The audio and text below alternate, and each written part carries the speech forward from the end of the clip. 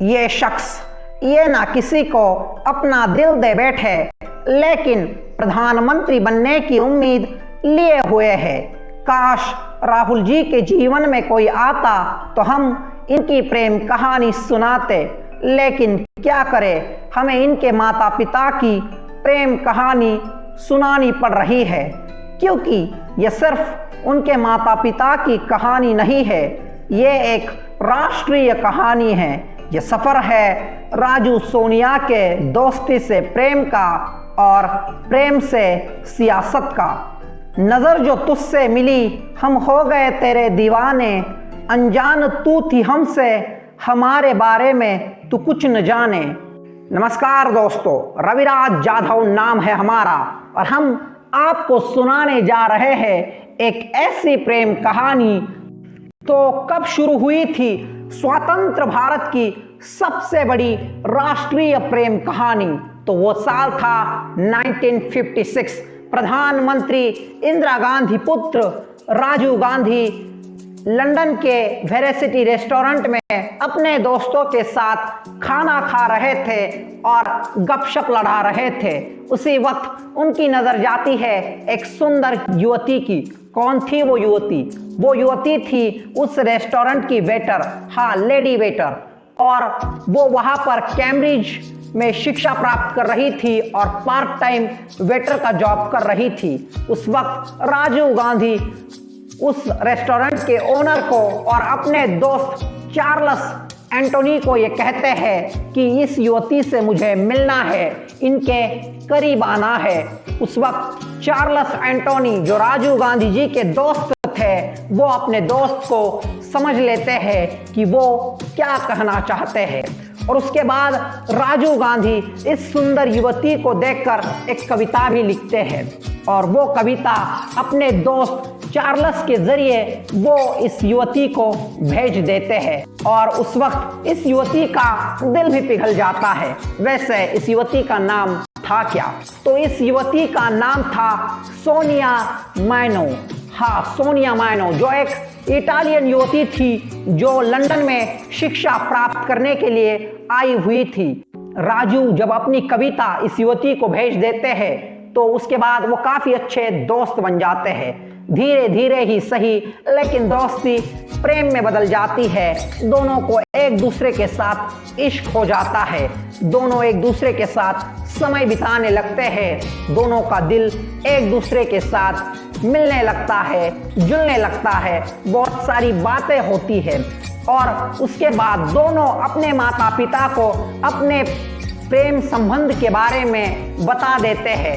और उसी वक्त ओपन माइंडेड इंदिरा गांधी अपने बहू को, अपने भावी बहू को देखने लंदन चली जाती है और वो भी सोनिया को पसंद करने लगती है। लेकिन सोनिया जी के पिता स्टीफेनो मैनो वो इस चीज से विचलित होते हैं, क्योंकि वो चाहते हैं कि उनकी कन्या किसी राजनीतिक घराने की बहू न बने। वो अपने कन्या को राजनीतिक घराने से अलग रखना चाहते थे, लेकिन उनकी दिक्कत ये थी कि वो राजीव को खूब पसंद किया करते थे और राजीव गांधी भी राजनीति में नहीं जाना चाहते थे। लेकिन भविष्य में किस्मत आदमी को कहाँ ले जाती है ये तो खुदा ही जाने।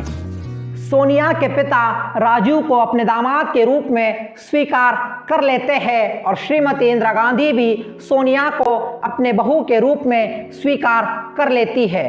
और यही वजह होती है कि 1967 में राजीव गांधी भारत चले आते हैं और 1968 में सोनिया जी भी भारत आ जाती है। शादी से पहले वो अमिताभ बच्चन जी के पिता हरिवंश राय बच्चन जी के यहाँ ठहरी हुई होती है, उनके निवास स्थान पर वो शादी से पहले रहती है।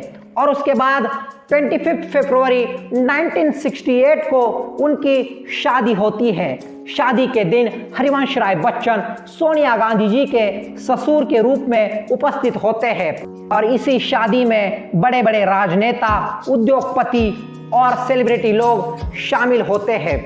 और शादी के बाद हैदराबाद हाउस पर एक रिसेप्शन तय हुआ होता है। रिसेप्शन में भी बहुत जाने माने पहचाने लोग देश के शामिल होते हैं। और शादी के लगभग 2 साल बाद उन्हें राहुल नाम का एक लड़का होता है 1970 में, और 1972 में एक कन्या जिसका नाम प्रियंका रखा जाता है। राजीव गांधी, वो राजीव गांधी जो सियासत से दूर रहना चाहते थे, राजनीति में बिल्कुल ही नहीं आना चाहते थे, उन्हें अपने भाई की मौत की वजह से राजनीति में आना पड़ा। राजनीति में आने से पहले वो और श्रीमती सोनिया गांधी जी अपने जीवन में काफ़ी खुश थे, लेकिन 23 जनवरी 1980 को प्लेन क्रैश में राजीव गांधी अपने छोटे भाई, अपने प्रिय भाई संजय गांधी जी को गंवा देते हैं, और उसके बाद अपने माताजी का साथ देने के लिए राजीव गांधी जी भी सियासत में आ जाते हैं। सोनिया जी राजीव गांधी जी को सियासत में आने ही नहीं देना चाहती थी, लेकिन अब राजीव गांधी जी की मजबूरी हो जाती है। उसके बाद 31 अक्टूबर 1984 को श्रीमती इंदिरा गांधी जी की भी हत्या हो जाती है, और उसके बाद राजीव गांधी जी देश के प्रधानमंत्री बन जाते हैं। सोनिया गांधी जी के पिता वो चाहते थे कि उनकी कन्या किसी राजनीतिक घराने से न जुड़े। वो क्यों चाहते थे, इसका रीज़न शायद आपको अब पता चल जाएगा, क्योंकि 1991 में राजीव गांधी जी की हत्या हो जाती है। सोनिया गांधी जी को अपनी सास को 1984 में गंवाना पड़ा, लेकिन अपने सुहाग को भी उन्हें इसी राजनीति की वजह से गंवाना पड़ा।